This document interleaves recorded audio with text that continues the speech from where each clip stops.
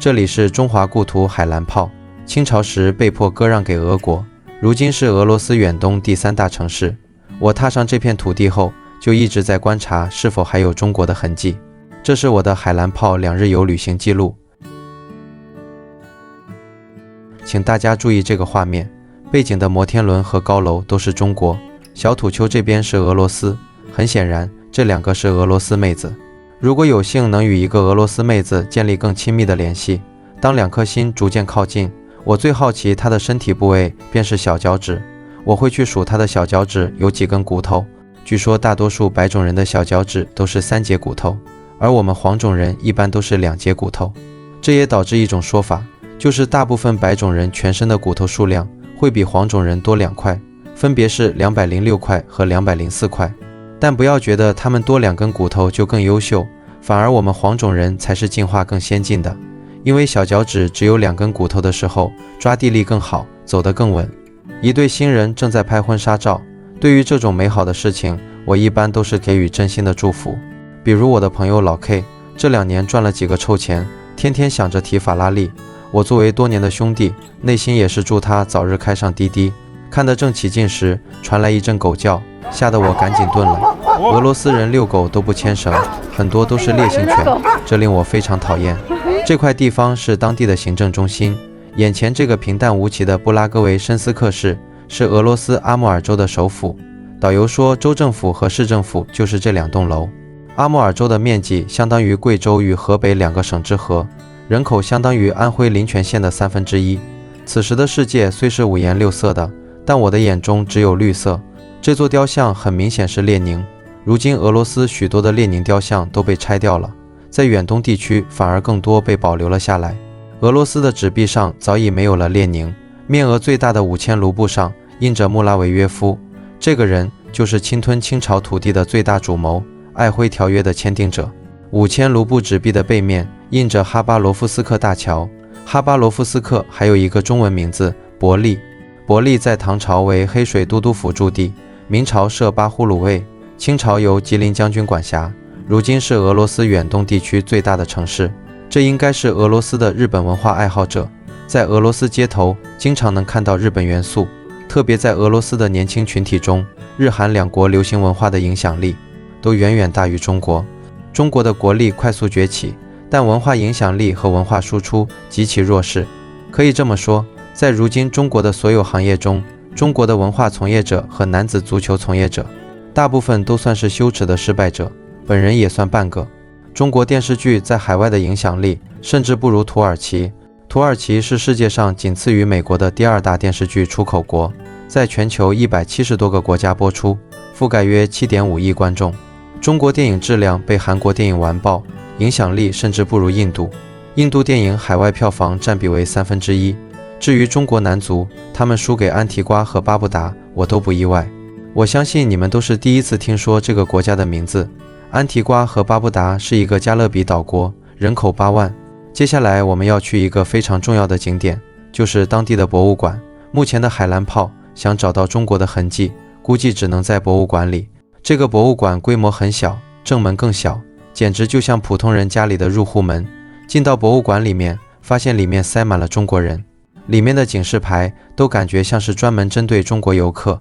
展览会叫做2战的最后的解放临时的展览会，下3个展，马克西诺技巧在右边。那时候本地的女人为了兵士分了很多这样的服装。在这个博物馆里，最让我瞩目的文物就是这个钟。钟上铭文显示，这是奖赏花翎记录一次的吉林长白弟子穆腾娥敬献的神钟，重180斤，献于清嘉庆18年，也就是1813年。穆腾娥在爱辉戍边10年，在履职的第4年铸造了此钟。这口钟在庚子俄难，也就是海兰泡惨案中被俄人掠夺。这些要么肥头大耳，要么面目狰狞的人，有点像日本的731部队，但许多特征又对不上，上面标注的全是俄文，所以我也是一头雾水。瑷珲条约的俄文版在这个机器可以看到。这就是俄罗斯人画的瑷珲条约签约现场。明显对清政府官员进行了矮小丑化。左边的俄国东西伯利亚总督穆拉维约夫则描绘成勇武伟岸的光辉形象。当胜利者和失败者在这里聚首，一方是内心毫无波澜，另一方则是万头草泥马奔过，规模就像蒙古大军踏平巴格达。100多年的，在中国黑河它的北面有蒙古也有这个民族，内蒙古都还有。现在多少鄂温克人？在俄罗斯3万鄂温克人。3万啊！这个城市有20多个民族，他们中有鄂温克族，全国家有190多个民族。俄罗斯女讲解员有一段话非常鸡贼，她说这里的原住民既不是俄罗斯族，也不是中国的汉族，而是鄂温克、鄂伦春、达斡尔等民族。她的意思很明显，就是为俄罗斯侵占外东北寻求正当性。但实际上她的说法根本就是自相矛盾。俄国和清朝签订条约割占土地，那就明摆着说明这块土地原来的所有者是清朝。这块巨大的石头是天上掉下来的一块铁陨石，年龄约为45亿年。文字表明布什地区的金产量占全俄罗斯的1/3，里面还陈列了许多动物标本。中国的东北虎在俄罗斯被称作阿穆尔虎。驯鹿比我想象的要高大许多，原以为是人类可以轻易拿下的食草动物，实际上它的战斗力可以抵2个俄罗斯妇女。馆里还收藏了一些中国字画，这幅《湘江春色》画不错，字写的一般，本人墨宝可以一战。还有银锭和日本昭和39年、明治43年、大正2年的硬币，明明都写着大日本，博物馆的介绍牌上却写着是中国银制品，反正都写着中文，他们也分不清。俄罗斯老毛子做事的风格可见一斑，极其粗放，当然也有我们的袁大头银元。参观这个博物馆最大的感触就是民族的兴衰就像人的命运一样不可预测。历史上苦大仇深的斯拉夫人在中世纪曾被当作奴隶贩卖，甚至斯拉夫这个词的意思就是奴隶。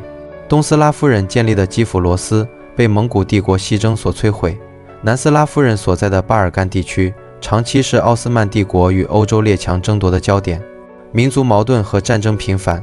没想到沙俄在近代崛起，成为豪强帝国，到了苏联时期甚至成为世界巅峰的一极。如今的俄罗斯仍然是世界领土面积最大的国家，同时在历史长河中消失的民族也是不计其数。未来大家不知道还要面对怎样的盛衰轮回。该来的总是会来，家人们都到位了，肯定要给大家炸一波福利。逛完博物馆，我们被带到一家珠宝店，主营产品是蜜蜡和手表。我进店就被普京同款手表所吸引，请注意这是同款而不是平替，这款价格在5000多人民币，最便宜的也有几百元人民币的。基于俄罗斯轻工产品的口碑，令人下手。蜜蜡是琥珀的一种，呈不透明或半透明状，因色彩如蜜，光泽似蜡而得名。它是中生代白垩纪至新生代第3纪松柏科植物的树枝，经地质作用形成的有机混合物，主要产于波兰、俄罗斯、乌克兰等波罗的海沿岸国家。这个蜜蜡手串居然标价45000元人民币，中间的这颗吊坠9000元人民币。像我这种买条内裤都要货比三家的价格敏感型消费者，在国内是拉动内需的最大障碍，拉低 GDP 增速，在国外是旅游经济杀手，让老外商家流下忧伤的泪水。贵的珠宝买不起，160元人民币的俄罗斯野生花蜜，是不是可以考虑带一盒呢？我掏出手机一搜，500克俄罗斯原装进口野生花蜜，口岸直发，15元全国包邮。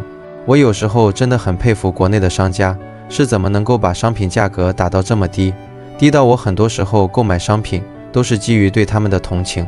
跟团游被带到购物店在所难免，不过导游完全不施加压力，全凭自愿，这点还是蛮不错的。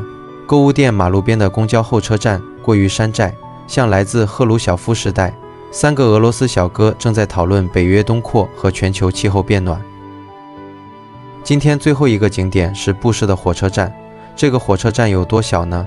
相当于我们国内县城火车站里的小卖部。我原以为这个火车站已经废弃了，没想到人家正在营业中，进门就是一台闪着绿光的安检机。我上网查了一下，从这里坐火车去俄罗斯首都莫斯科，里程约8000公里，要坐8天7夜。布拉格维申斯克火车站建于1915年，我们这边这一年的12月，袁世凯宣布称帝，改国号为中华帝国，年号洪宪。结束一天的游览，坐大巴去酒店，颇为疲惫。排骨啦，什么大马哈鱼呀、大虾呀，反正就是整体来说就是几十种菜，啤酒菜啥这里就全部免费啊。那个7点呢有俄罗斯歌手给咱们唱歌啊。完了之后，今天晚上是最热闹的一天，因为俄罗斯每当周五周末的时候都特别热闹，都出来过周末来了啊！想体验一下俄罗斯夜生活的，可以报名，但是这个有门票啊，有门票的。那么说多少钱一位呢？看一看俄罗斯夜生活是怎么过的，咱们需要报名定位啊，就是报过之后报过之后再报名。没有位置啊，没有位置，就这一次啊。咱们现在不着急报，回来报，大家各家各户都商量商量，你们想去啊，100多块钱，我想体验去，我想吃去，我想喝去，我想 happy 去，那么说你就去。一听导游说晚上有带劲的节目，我一下子就不困了，光速报名。早就听说俄罗斯有鲜艳的舞蹈，俗话说得好，骑着单车去酒吧，该省省来该花花，付费项目180，精神文明要狠抓。毛子夜场好玩吗？下期视频接着扒。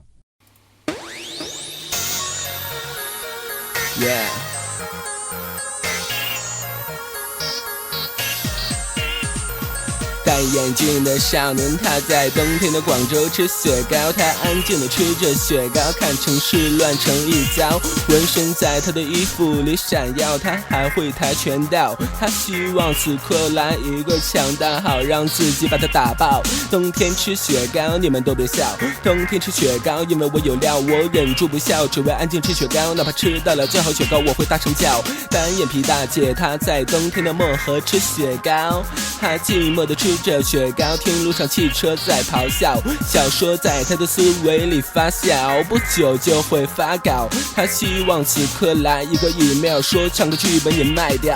冬天吃雪糕，你们都别笑，冬天吃雪糕，因为我有料，我忍住不笑，只为安静吃雪糕，哪怕吃到了最好雪糕，我也大声叫。写着歌词，哥们告诉我，那个少年现在还是那么弱。那大姐的小说没有发表，我想说什么自己不知晓，我会说什么，我应该说什么？我说你们都等着瞧，冬天吃雪糕没有莫名其妙。冬天吃雪糕，我的努力你们不知道，不管你们看不看得好，我都不会停止寻找，哪怕吃到了雪糕，我让你们大声叫。Fuck I'm a say， 叫你们 yo yo check it now， so